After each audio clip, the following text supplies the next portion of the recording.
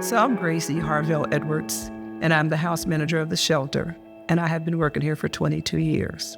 I have also been through domestic violence, and I've always said that I wanted to go and try to help. Once I got myself together, I wanted to go back and help women that had been through domestic violence.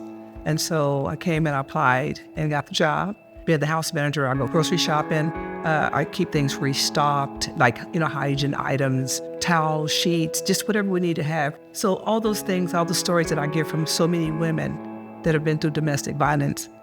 And I can be the ear, and I can also be a voice because I've been through it. So I can kind of share some of my things with them as well as them sharing with me. It makes me feel like I'm really helpful to them. In 2004, scrapbooking was a great big thing in the community. I mean, everybody was into scrapbooking. And a friend and I had gone to an event, and on the way home, we said that was fun, but wouldn't it be nice if we did it for a cause? 3 weeks later, my daughter-in-law's sister was killed by her husband in a domestic violence situation.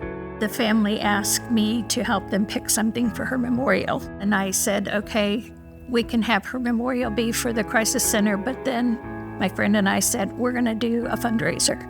And so for 9 years, we did scrapbooking events to raise money for the crisis center. Part of it was that a lot of people hadn't been aware. And so in addition to raising money, we were raising awareness for what was going on. Also, as we got into it, we would ask people to close their eyes and then have a show of hands of how many people had been affected by domestic violence. And it just was incredible to see that many hands go up. If somebody has never been in this position before, say they've been with their abuser their whole life, their whole adult life, they might not have any knowledge at all about how to even start. And that's one of those barriers that keeps people from leaving. I had Jane Doe come in, and she had 2 young children. When she came here, they had nothing but the clothes on their back. So they didn't have like social security cards, birth certificates, anything that, you need to kind of start over. So that's what we began with. That took some time, and then we had to work on housing and those kinds of things. And additionally, we had to re-enroll her kids in school. She came in here pretty broken, and a lot of times people coming in, they don't necessarily trust their own judgment. They have a lot of fear about moving forward and believing that they can do it themselves. By the time that she was moving out, she was like a completely new person. She had a whole different outlook on life, and she did know that she could do hard things. She could get through stuff by herself and with our support.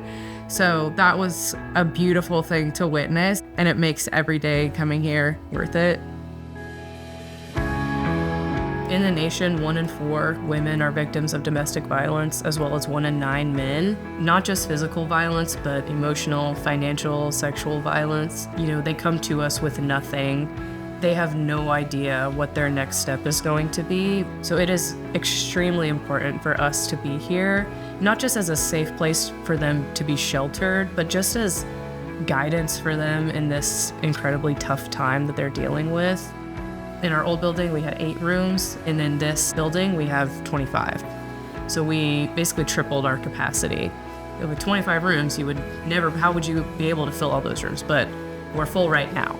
We have gotten a lot more people to come in the shelter. We have over the years. Even as I've been from the beginning to even now, it just blows my mind to see how many people, which I'm really glad, that has a place they can come to now, whether they stay a day, a minute, or a second, is just coming in to get away and get a break from it all.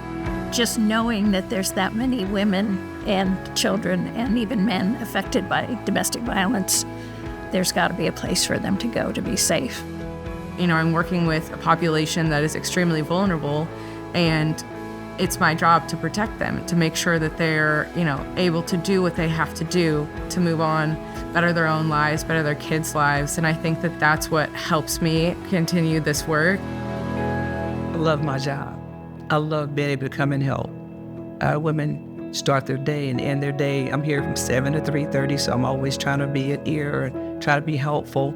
And when they tell you they're going through domestic violence, believe them, because sometimes people are not helpful because they just feel like, oh, well, it's no big deal.